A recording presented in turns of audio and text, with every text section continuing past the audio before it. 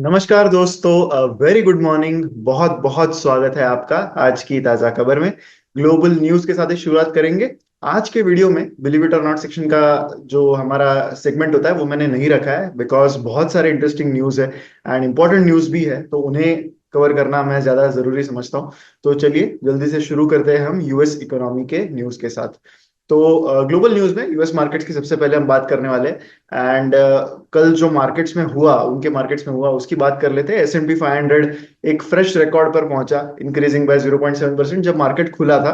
Nasdaq भी 0.8% से ऊपर था। ओवरऑल एक ऑप्टिमिज्म, एक पॉजिटिविटी दिख रही है। काफी सारे अर्निंग्स ऑलरेडी आना शुरू हो गए हैं। JP Morgan chase and Wells Fargo जो उनके मेजर बैंक्स है, उनके अर्निंग्स ऑलरेडी अनाउंस हुए हैं। एक अच्छे सीजन पर, एक पॉजिटिव सीजन पर, पॉजिटिव नोट पर उनका जो अर्निंग सीजन है वो अभी शुरू हो गया है।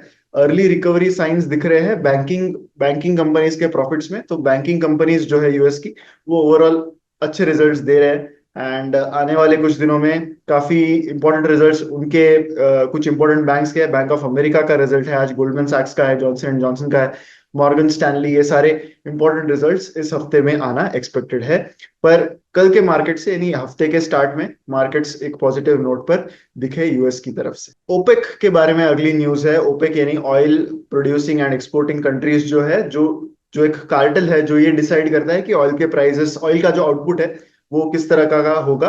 तो उन्होंने डिमांड का जो फोरकास्ट है वो कट कर दिया है। यानी उनके हिसाब से वर्ल्ड इकोनॉमी यानी ग्लोबली इकोनॉमी की जो डिमांड है वो कम रहेगी। इस वजह से उन्होंने जो डिमांड का फोरकास्ट है कि कितना कितना कितने ऑयल की जरूरत पड़ेगी ग्लोबली इकोनॉमी को, तो उसका जो फोरकास्ट है वो कम कर दिया है। तो इस वजह से क्रूड के प्राइसेस लगभग 2% से गिरे जब ओपेक ने अनाउंस किया। तो उन्होंने 2024 का जो डिमांड है, इस कैलेंडर ईयर का जो डिमांड है, वो इस कार्टेल ग्रुप ने फोरकास्ट किया है कि वो थोड़ा कम होगा। तो इस वजह से लगभग $1.43 पर बैरल तक ऑयल के प्राइसेस कम हो गए। ऑयल का जो डिमांड है, जो प्रोजेक्ट किया है ओपेक नेशंस ने, वो बताया है अब 1.9 मिलियन बैरल्स पर डे। जबकि इससे पहले का जो फोरकास्ट था फॉर दिस कैलेंडर ईयर, वो 2 मिलियन बैरल्स पर डे का था। तो 2 मिलियन से 1.9 मिलियन बैरल्स पर डे का फोरकास्ट उन्होंने चेंज कर दिया है। एक्सपेक्टेड डिमांड ग्रोथ जो है 2025 के लिए, वो अब 1.6 मिलियन बैरल्स पर डे है, जबकि पहले ये 1.7 मिलियन बैरल्स पर डे थी। तो ओवरऑल ऑयल मार्केट्स ने यही देखा कि अगर ओपेक ये देख रहा है कि ग्लोबली डिमांड कम होगी, तो हो सकता है कि ऑयल के प्राइसेस थोड़े और गिर जाए यहाँ पर। इसी वजह से प्राइसेस थोड़े से करेक्ट हुए हैं। सारे जो ट्रेडर्स है ऑयल में, वो क्लोजली मॉनिटर कर रहे हैं जो टेंशंस इजराइल और ईरान के बीच है। बिकॉज गल्फ या फिर मिडिल ईस्ट कंट्रीज में अगर कोई टेंशन होता है तो वो ऑयल के प्राइसेस को काफी ज्यादा अफेक्ट कर देता है। यूएस ऑफिशियल्स के मुताबिक Israel has narrowed its military targets to Iran's military and energy infrastructure. तो अभी भी टेंशन जारी है इजराइल और ईरान के बीच में। एंड इसी वजह से थोड़ा सा टेंशन ऑयल के मार्केट्स में भी इस वजह से बना रहा है। इंडियन इकोनॉमी की न्यूज की बात करते हैं, जहां पर सबसे इंपॉर्टेंट न्यूज जो कल आई है वो है रिटेल इन्फ्लेशन के फिगर्स की। तो रिटेल इन्फ्लेशन स्पाइक हो गया है to its highest level. Spike हो गया है यानी बढ़ गया है to its highest level in 2024। तो इस साल में इतना ज्यादा लेवल का इन्फ्लेशन अब तक किसी भी महीने में देखा नहीं गया था। 5.49% का रिटेल इन्फ्लेशन का नंबर आया है for the month of September. 9 month high पर यह पहुंचा है। लास्ट इतना ज्यादा इन्फ्लेशन दिसंबर 2023 में दिखा गया था, जहां पर सीपीआई का जो नंबर है वो 5.69% आया था। अगस्त के मंथ में सीपीआई इन्फ्लेशन वाज 3.65%। तो उसके कंपैरिजन में काफी बड़ा इंक्रीज यहाँ पर इस महीने में देखा गया है। तो एक हद तक हम कह सकते हैं कि आरबीआई ने जो एंटिसिपेशन किया था, आरबीआई ने इन्फ्लेशन के चलते रेट कट्स नहीं किए थे, हालांकि स्टांस सिर्फ चेंज किया था। लेकिन जो कमेंट्री दी थी आरबीआई ने तब उन्होंने वही कहा था कि फूड इन्फ्लेशन अभी भी ज्यादा है। वो एक्सपेक्ट कर रहे थे कि हो सकता है आने वाले महीनों में अभी भी जो इन्फ्लेशन के नंबर्स है वो थोड़े से ज्यादा ही नजर आए। तो वो जो उनका आउटलुक था वो यहाँ पर एक्चुअली होता हुआ दिख रहा है। रिटेल फूड इन्फ्लेशन 9.2% हो गया इन द मंथ ऑफ सितंबर, जबकि अगस्त में ये 5.66% था। सिग्निफिकेंट इंक्रीज दिखे हैं फ्रूट के प्राइसेस में। Vegetable prices are up by 36% on on year basis. बाकी cereals and protein rich items में भी प्राइसेस के इंक्रीज काफी ज्यादा देखे गए। हालांकि आरबीआई का जो टारगेट इन्फ्लेशन का रेंज है वो 2 to 6% का है, तो उसके बीच में तो है ये। लेकिन रिसेंट मंथ्स में जो एक डाउनवर्ड ट्रेंड दिख रहा था, यानी गिरता हुआ इन्फ्लेशन नंबर दिख रहा था, तो वो अचानक से काफी ज्यादा मार्जिन से बढ़ता हुआ दिखा है। एक big jump in retail inflation due थी, ऐसा आरबीआई गवर्नर शक्तिकांत दास जी ने कहा था, mainly because unfavourable base effect थे। तो बेस इफेक्ट थोड़ा सा अनफेवरेबल था, पिछले साल के जो नंबर्स थे वो थोड़े से सबड्यूड थे, तो उस वजह से एक्सपेक्टेड था कि थोड़ा सा ज्यादा ही इन्फ्लेशन का नंबर आएगा। होलसेल प्राइस इंडेक्स जो अनाउंस हुआ वो, उसमें इन्फ्लेशन बढ़ा है by 1.84% in the month of सितंबर। अगस्त में ये 1.31% था, तो यहाँ पे भी थोड़ा सा इंक्रीज हमें देखने को मिल रहा है। तो इससे अभी आरबीआई आगे क्या करेगा इस पर एक क्वेश्चन मार्क है, लेकिन अगर इन्फ्लेशन का नंबर ज्यादा आता है तो RBI will not go ahead with rate cut. हालांकि कोई सिग्नल तो दिया नहीं है आरबीआई ने अब तक कि वो रेट कट्स करने वाले हैं, इस साल करने वाले हैं, नहीं करने वाले हैं, इस पर अब तक कोई सिग्नल मिला नहीं। लेकिन इन्फ्लेशन जब ज्यादा होता है तब RBI will definitely not go ahead with the rate cut. अगर ग्रोथ के नंबर्स कम होने लगते हैं एंड इन्फ्लेशन कंट्रोल में आता है, that will be an environment जहां पर आरबीआई रेट कट्स के बारे में सोचेगा। अगली जो न्यूज है that is regarding the power transmission sector. ऐसा एक्सपेक्टेशन है कि पीएलआई स्कीम यानी production linked incentive scheme power transmission sector के लिए जल्दी ही आ सकती है, as per power secretary Pankaj Agarwal. तो सेंटर जो है, सेंट्रल गवर्नमेंट, वो काफी सारे ऑप्शंस देख रहा है जिससे पावर ट्रांसमिशन सेक्टर में जो भी प्लेयर्स है उनको इंसेंटिवाइजेशन मिल सके to produce more in India. तो पीएलआई स्कीम के बारे में सोचा जा रहा है जिससे इक्विपमेंट की मैन्युफैक्चरिंग लोकलाइज हो सकती है, यानी जो भी इक्विपमेंट्स इसमें पावर ट्रांसमिशन में इंडिया इंपोर्ट करता है तो उसके लिए गवर्नमेंट कहेगी कि अगर आप इंडिया में प्रोड्यूस करोगे तो उसके लिए आपको कुछ इंसेंटिव्स दिए जाएंगे। इंडस्ट्री स्टेक होल्डर्स जो है वो काफी सारे वेज कंसिडर कर रहे हैं जिससे सप्लाई चेन जो है पूरी ट्रांसमिशन इक्विपमेंट की, वो उसको पीएलआई स्कीम के अंडर लाया जा सके। रिसेंटली ही एक इंडिकेशन मिनिस्ट्री ने यहाँ पर दिया है। यूनियन पावर मिनिस्टर जो है मनोहर लाल खट्टर, उन्होंने कहा है कि नेशनल इलेक्ट्रिसिटी प्लान जो है वो लॉन्च किया जाएगा, which will aim to add 1,91,000 circuit kilometres of transmission lines. इसके अलावा 33 gigawatts of HVDC bipole links भी ऐड किए जाएंगे। इंटर रीजनल ट्रांसमिशन कैपेसिटी जो है वो एक्सपेक्टेड है कि वो बढ़ेगी from 119 gigawatts to 143 gigawatts by 2027, and 2032 तक 168 गीगावाट तक ये हो जाएगा। ट्रांसमिशन प्लान जो है वो क्रॉस बॉर्डर इंटरकनेक्शंस पर भी एम्ड है। तो नेपाल, भूटान, म्यांमार, बांग्लादेश, श्रीलंका, ये सारे कंट्रीज से इंटरकनेक्शंस जो है वो जोड़े जाएंगे। एंड पावर मिनिस्ट्री का ये एस्टिमेट है कि जो इन्वेस्टमेंट अपॉर्चुनिटीज है ट्रांसमिशन सेक्टर में, वो लगभग 9.15 लाख करोड़ की है अंटिल 2032। स्टॉक वाइज न्यूज की ओर बढ़ते हैं। अर्निंग सीजन अब शुरुआत हो चुकी है, कल कुछ इंपॉर्टेंट रिजल्ट्स आए थे तो उनकी बात कर लेते हैं। एचसीएल टेक ने अपना Q2 का रिजल्ट डिक्लेयर किया है। नेट प्रॉफिट कंपनी का बढ़ा है बाय 10.5% एंड फिगर पहुंच गई है 4,235 करोड़। रेवेन्यू बढ़ा है 8.2% से। थर्ड लार्जेस्ट आईटी फर्म है इंडिया में। इंपॉर्टेंट चीज जो आईटी कंपनीज में हमेशा देखी जाती है वो है अबाउट द अर्निंग्स गाइडेंस, कि आगे क्या ग्रोथ आ सकती है रेवेन्यू टर्म्स में, उसका गाइडेंस हम हर आईटी कंपनी देती है। तो FY25 के लिए ग्रोथ गाइडेंस कंपनी ने रिवाइज कर दिया है, अपवर्ड रिवाइज कर दिया है, यानी बढ़ा दिया है टू 3.5% टू 5%, जबकि प्रीवियसली कंपनी ने रेंज बताई थी 3% to 5%। So lower end of guidance range जो है वो उन्होंने बढ़ा दी है। Q1 में जो नेट प्रॉफिट था कंपनी का, उसके कंपैरिजन में 10.5% का ईयर ऑन ईयर इंक्रीज है। सीक्वेंशियली कंपनी का जो प्रॉफिट है वो फ्लैट है, यानी Q1 में जितना था लगभग उतना ही Q2 ऑफ FY25 में रहा है। रेवेन्यू 2.9% से सीक्वेंशियली इंक्रीज हुआ है। Q1 परफॉर्मेंस जो है वो ओवरऑल जो इंडस्ट्री एस्टिमेट्स थे उसके मुताबिक एचसीएल का बेटर रहा था, एंड Q2 में हम कह सकते हैं कि कई हद तक जो एक्सपेक्टेशन था उससे थोड़ा सा बेटर ही रिजल्ट कंपनी ने दिया है। टोटल कॉन्ट्रैक्ट वैल्यू जो है वो भी बढ़ गई है इस क्वार्टर में। इसके अलावा जो कांस्टेंट करेंसी ग्रोथ है वो भी काफी ठीक ठाक दिखी है, 1.6% की क्यू ऑन क्यू बेसिस पर रही है। एंड मोस्ट वर्टिकल्स में अच्छी ग्रोथ दिखी है। अगर हम बात करें तो मीडिया पब्लिशिंग एंड एंटरटेनमेंट जो सेगमेंट है उसमें 61% की ईयर ऑन ईयर ग्रोथ दिखी है। मैन्युफैक्चरिंग में 7%, रिटेल में 6%, टेक्नोलॉजी में अराउंड 5.6%। प्रॉब्लम आया है बीएफएसआई सेक्टर में। तो एचसीएल टेक के जो clients banking and financial services में है वहां पर 4.5% का डिक्लाइन देखा गया है इस क्वार्टर में। एंड ज्योग्राफी वाइज भी अगर हम देखें तो नॉर्थ अमेरिका में सबसे अच्छी ग्रोथ दिखी है 7.5% की on year on year basis, जबकि यूरोप में 4.2% की इस क्वार्टर में रही। लास्ट 12 मंथ्स में यानी एलटीएम अगर हम देखें, return on invested capital ROIC company का 35% रहा। ओवरऑल आईटी कंपनीज में जनरली ये अच्छा फिगर होता ही है। एंड ये कंपनी लेवल पे है एंड सर्विस लेवल पे 43.5% का return on invested capital company ने रिपोर्ट किया। रिलायंस इंडस्ट्रीज के Q2 रिजल्ट्स की बात करते हैं। The biggest company in India as per market capitalisation. Profit after tax company का गिर गया है बाय 4.8% टू 16,563 करोड़। इसका मेन रीजन रहा कंपनी का O2C बिजनेस, जो जनरली ट्रेंड होता है। अभी भी रेवेन्यू टर्म्स में ये बहुत ज्यादा कंट्रीब्यूट करता है रिलायंस के ओवरऑल फिगर्स में। तो जब भी क्रूड के प्राइसेस गिरते हैं तो जनरली कंपनी का रेवेन्यू भी गिरता है। And generally lower crude prices पर कंपनी का मार्जिन भी इस बिजनेस में कम होता है। द रीजन इज कि जब हायर क्रूड प्राइसेस होते हैं तब रिलायंस जैसी कंपनी ऑयल इंपोर्ट करके जो प्रोडक्ट्स पेट्रोकेमिकल्स बनाती है रिलायंस, वो एक्सपोर्ट करते हैं। तो इसी को कर्टेल करने के लिए गवर्नमेंट ने विंडफॉल टैक्स भी लाया था। But generally higher crude prices पर कंपनी के मार्जिन थोड़े से बेटर होते हैं। तो इस ईयर ऑन ईयर क्वार्टर में यानी Q2 FY25 में ओवरऑल क्रूड के प्राइसेस गिरते हुए ट्रेंड में थे, तो इस वजह से O2C business has not done well for the company.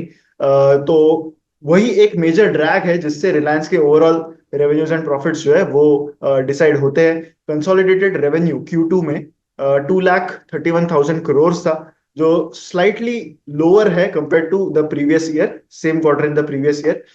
Retail business में रेवेन्यू जो है वो 3.5% से गिर गया है on year on year basis.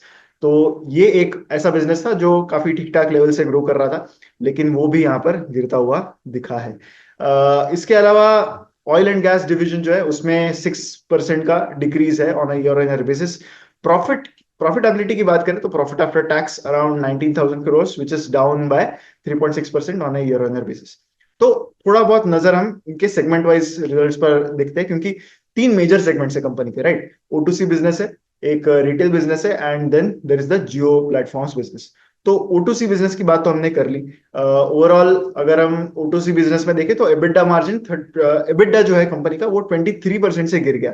तो काफी बड़ा डिक्रीज कंपनी के एबिटा लेवल्स पर हुआ है। अगर न्यू एनर्जी बिजनेस की बात की जाए तो यहाँ पर production is on track and पहला solar PV module by the end of this year produce हो जाएगा, ऐसे मुकेश अंबानी जी ने रिलायंस के एजीएम में हाल ही में बताया था। तो जियो प्लेटफॉर्म्स की बात कर लेते हैं, यानी जो कंपनी का टेलीकॉम बिजनेस है। ये बिजनेस ने काफी अच्छा किया है। द रीजन इज कि रिसेंटली ही कंपनी ने टैरिफ इंक्रीज किया था। अगर आपको याद होगा तो जियो और एयरटेल दोनों ने अपने टैरिफ्स इंक्रीज किए थे, तो उसका फायदा कंपनी को हुआ है। 23.4% का ईयर ऑन ईयर इंक्रीज है in the net profit for Jio platforms, जो कंपनी का टेलीकॉम बिजनेस है। सीक्वेंशियली भी नेट प्रॉफिट 14.7% से बढ़ा है। तो एक अच्छी ग्रोथ यहाँ पर दिखी है। पिछले दो क्वार्टर्स में जो ग्रोथ दिखी थी उसके मुकाबले इस क्वार्टर में नेट प्रॉफिट की ग्रोथ बेटर रही है। एवरेज रेवेन्यू पर यूजर, यानी जिसे आरपू कहते हैं टेलीकॉम की भाषा में, तो वो Q2 में बढ़ गया है to 191.5, which is up from 181। तो अराउंड 7.4% से जो आरपू है कंपनी का इस क्वार्टर में बढ़ा है। मेनली जो फॉलो थ्रू टैरिफ हाइक हुआ था उसी की वजह से मेनली सारी ग्रोथ इस क्वार्टर में आई है। रिटेल बिजनेस में ज्यादा ग्रोथ दिखी नहीं है। एक तो मेजर इशू ये है रिलायंस के साथ कि कंपनी के सेगमेंट्स थोड़े से ब्लैक बॉक्स जैसे है। कंपनी ज्यादा चीजें बताती नहीं है अपने सेगमेंट्स के बारे में, एंड जो उनका मीडिया रिलीज है उसमें ही जो चीजें बताई बताई होगी कंपनी ने, उसी के हिसाब से हमें थोड़ा सा अंदाज लगाना पड़ता है कि कंपनी का ओवरऑल ग्रोथ कैसे रहा। But overall retail business has not done that well for the company, margin wise भी और रेवेन्यू वाइज भी। अगले रिजल्ट की बात करते हैं, विच इज एंजल वन। 44% का year on year revenue growth है कंपनी का, एंड रेवेन्यू पहुंच गया है अब 1,514 crore for this quarter. Net profit का ग्रोथ भी काफी अच्छा है, काफी हैंडसम है। 39% का नेट प्रॉफिट ग्रोथ है। एबिटा मार्जिन 44.4% का है, जबकि प्रीवियस ईयर के सेम क्वार्टर में 42.3% था। तो overall profit growth, revenue growth, ये सारी ट्रेडिंग एक्टिविटी में जो राइज है उसी की वजह से हुई है। लेकिन रिसेंटली सेबी ने इस पर कुछ नॉर्म्स चेंज कर दिए, जिस वजह से एक्सपेक्टेशन है कि ट्रेडिंग एक्टिविटी आगे चल के कम हो जाएगी। तो बेस्ट एवर परफॉर्मेंस रहा एंजल वन के लिए इस क्वार्टर में। ओवरऑल 19.3% का शेयर रहा कंपनी का in the overall retail equity turnover. तो वो भी काफी अच्छा खासा ग्रोथ यहाँ पर दिखा है। क्लाइंट बेस भी 11.2% से बढ़ा है ऑन ऑन क्वार्टर बेसिस। तो ये भी काफी अच्छा इंक्रीज यहाँ पर दिखा है। हालांकि ऐसे बिजनेसेस एनालाइज करते हुए एज इन्वेस्टर्स हमें कुछ चीजों का ध्यान रखना चाहिए। रेगुलेशंस काफी ज्यादा इंपैक्ट करती है इनके बिजनेस को, हमने रिसेंटली ही देखा है। तो अगर आप ऐसी ग्रोथ देखकर ये अंदाजा लगा रहे हो कि ये कंपनी काफी चीप वैल्यूएशंस पर ट्रेड कर रहा है, तो आपको ये ध्यान रखना होगा कि ये जो भी ग्रोथ नंबर्स है वो पास्ट है। फ्यूचर ग्रोथ के बारे में थोड़ी सी अनसर्टेनिटी करंटली ज्यादा है। Trading activity most probably is going to come down because of the circular by the SEBI. And जो भी ग्रोथ नंबर्स है वो इसी वजह से ज्यादा दिख रहा है कि ये ऑलरेडी हो चुके हैं। Expectation of the growth in the future quarters might not be that strong जितनी कंपनी ने पास्ट में दी। अगली news is regarding the largest IPO जो इंडिया में होगा, जो आज शुरू होने वाला है, which is Hyundai Motors India IPO. इस पर हम एक अलग से वीडियो आज या फिर कल रिलीज करेंगे, इधर मैं या फिर गौरव सर इस पर एक वीडियो रिलीज करेंगे जहां पर सारी बातें होंगी। बट कुछ इंपॉर्टेंट चीजें अगर बतानी हो तो price band is set between 1865 to 1960 rupees per share.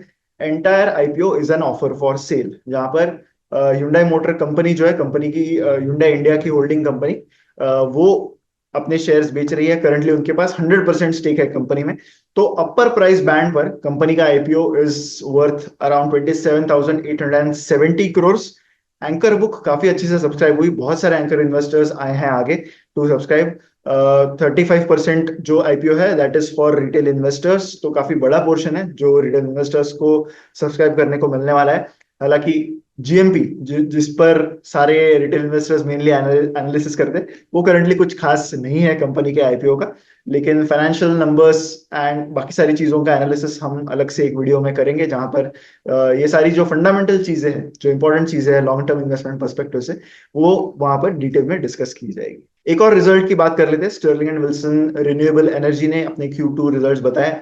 Company ने फाइनली एक प्रॉफिटेबल क्वार्टर यहाँ पर रिपोर्ट किया है। हालांकि अदर इनकम की वजह से ये बूस्ट मिला है प्रॉफिट को, but still the company has reported a positive net profit quarter of 8.57 crore for this quarter.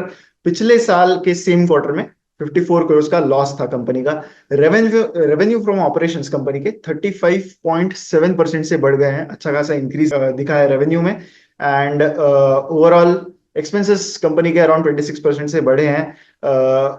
Equity distribution की बात करें तो अभी तक 53% जो इक्विटी है that is held by the promoter group, the Reliance group, and बाकी सारी पब्लिक शेयर होल्डिंग है। तो रेवेन्यू टर्म्स में एक अच्छा खासा इंक्रीज है Sterling and Wilson renewable energy के नंबर्स में। अभी भी प्रॉफिटेबिलिटी देख के यही लग रहा है कि स्केल जब कंपनी अचीव करेगी तभी ही कंपनी के प्रॉफिटेबिलिटी नंबर्स यानी बॉटम लाइन नंबर्स इंप्रूव होंगे।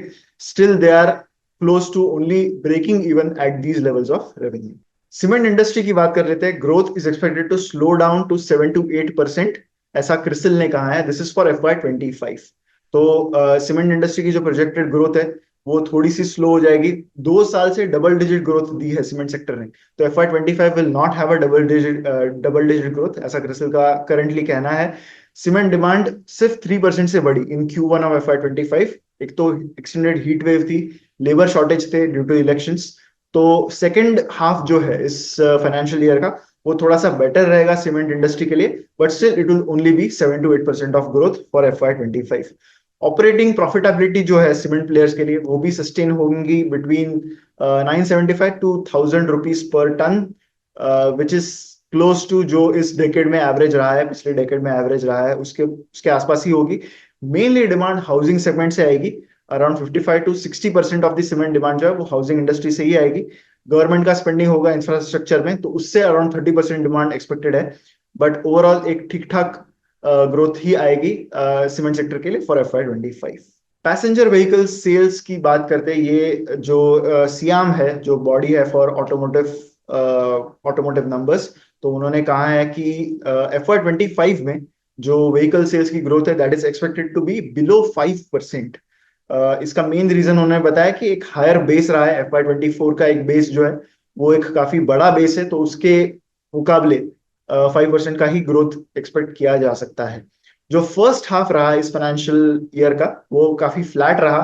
तो ऑटोमोबाइल इंडस्ट्री के लिए थोड़ा सा सरप्राइजिंग चीज था, डीलर्स के पास इन्वेंट्रीज बढ़ने लगे, उतनी अच्छी सेल्स हुई नहीं है in the first half, but expectation है कि सेकेंड हाफ में चीजें बेटर होंगी। सेकेंड हाफ स्टार्ट हो रहा है एक फेस्टिव सीजन से, तो एक्सपेक्टेशन है कि फेस्टिव सीजन से शुरुआत थोड़ी सी अच्छी होगी इस सेकेंड हाफ के लिए।